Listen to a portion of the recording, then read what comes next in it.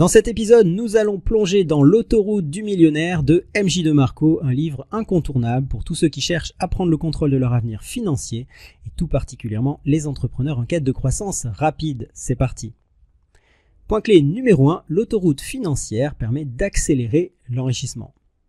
DeMarco oppose ce qu'il appelle la voie lente, qui consiste à travailler et à épargner toute une carrière, à prendre sa retraite tardivement et encore lorsqu'on veut bien vous y autoriser, à ce qu'il appelle l'autoroute qui, elle, permet d'atteindre la richesse beaucoup plus rapidement.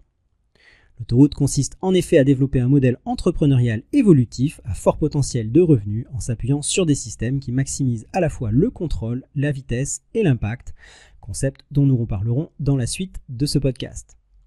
Quoi qu'il en soit, cette voie rapide offre la possibilité de créer des revenus massifs dans un laps de temps relativement court, contrairement à la voie lente où le temps est le facteur principal d'accumulation. Point clé numéro 2, créer une entreprise pour contrôler son destin financier et maximiser la vitesse et l'impact.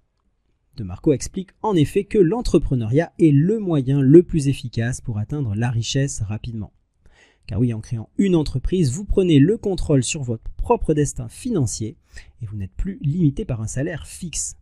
Le véritable levier de l'enrichissement réside donc dans la capacité à générer des revenus évolutifs, qu'il s'agisse de vendre à un large public afin de générer un grand volume de transactions ou à une clientèle fortunée afin de générer des marges élevées.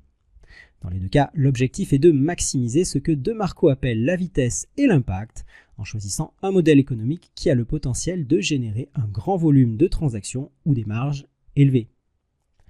Point clé numéro 3, la vraie loi de la richesse, l'amplitude et la magnitude. Pour générer le maximum de richesse, DeMarco insiste sur deux autres paramètres très importants et complémentaires de ceux que nous venons d'évoquer, à savoir l'amplitude, c'est-à-dire le nombre d'unités vendues, et la magnitude, c'est-à-dire le prix de chaque unité.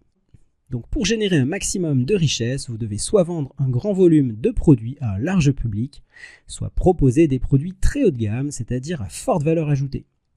Par exemple, vendre sur Internet vous permet d'augmenter l'amplitude en touchant un public national voire mondial. Simultanément, améliorer la qualité de vos produits et offrir une valeur unique vous permet d'augmenter leur prix, donc la magnitude. Ce double levier, vendre à plus de personnes et vendre à un prix plus élevé, est fondamental pour accélérer la création de richesse.